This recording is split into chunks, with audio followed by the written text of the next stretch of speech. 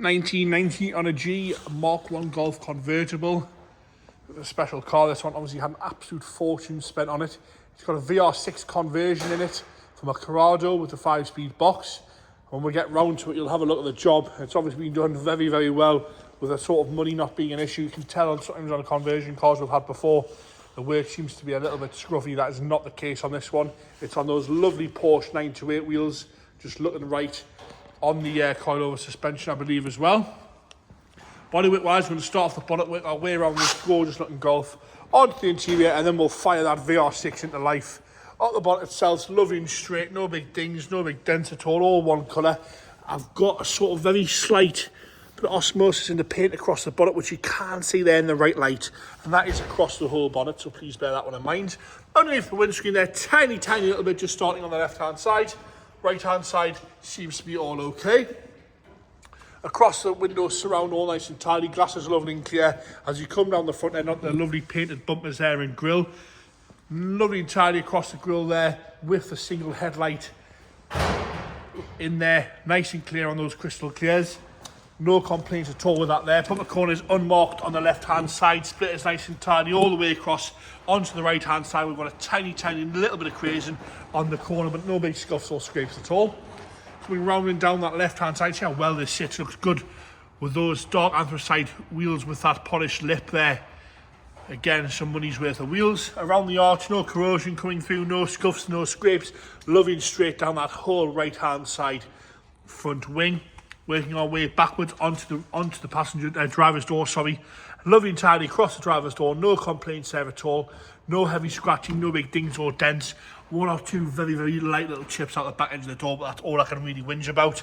The body kit fits lovely and tight to the front of the arches into the sill section there. And I've got a tiny little bleb just starting on the bottom of the driver's door at the very, very front corner. Again, not that noticeable at all. Coming back onto the rear section now, we've got a few little stone chips on the arch there, which are to be expected, but that's all to really whinge about as you come around that lovely arching quarter. No scratching, no scraping, and again, fitting lovely and tight over the arch. No rust coming through the back section, which you sometimes get, and no corrosion down the lower half of this quarter here. Lovely and straight. I've got a tiny little bit of imperfection in the paint there on the bottom of that left right hand side rear quarter. Around the fuel filler cap, nice and tidy with a little bit of a touch in underneath the fuel filler cap. Again, another unmarked Porsche wheel there. As you come around the rear bumper on the right hand side, again, no scuffs or scrapes. Lovely and tidy all the way across there. No scuffs or scrapes on the left hand side.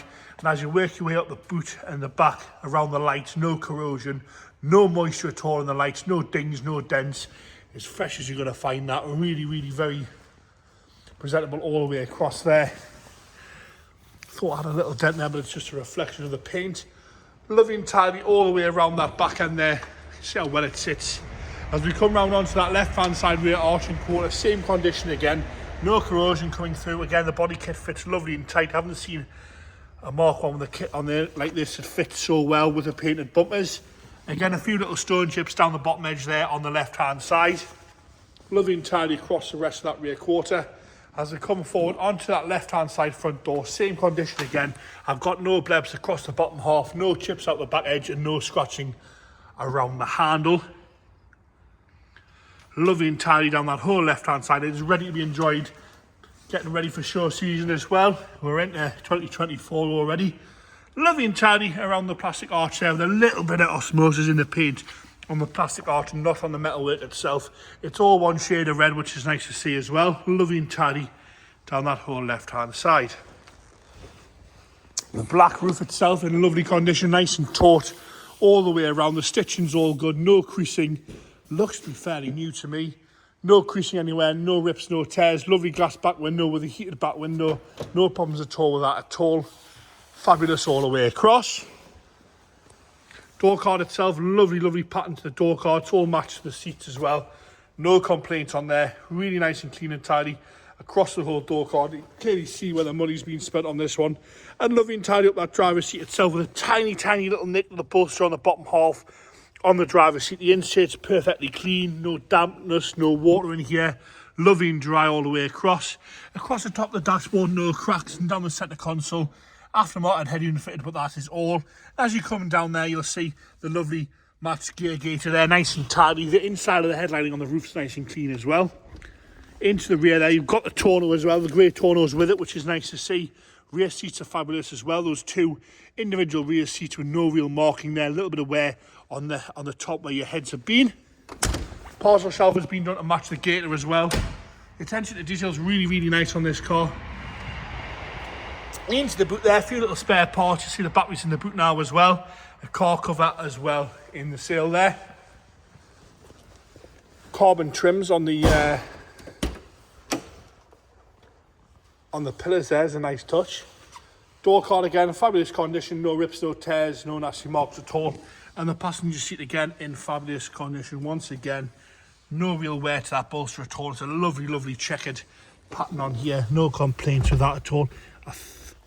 Nice and straight all the way across there. Nice and tidy on the dashboard. Into the engine bay again, this is where the money's been. You can see how lovely and clean and tidy it is in there. No complaints with that. It's obviously been done very, very well. You've got your ram air front there. Look how clean the back of the bulkhead is. VR6 just looks right in there. James is going to fire it into life. It's a lovely looking engine bay, that. Great sounding noise to that. No complaints how that's taken over. You can see how good it is in there. And there you have it, the 1990 Golf VR6 conversion there. Mark 1 Golf conversion. James will show you the bonnet release. So that's on a little pin that you just pull out.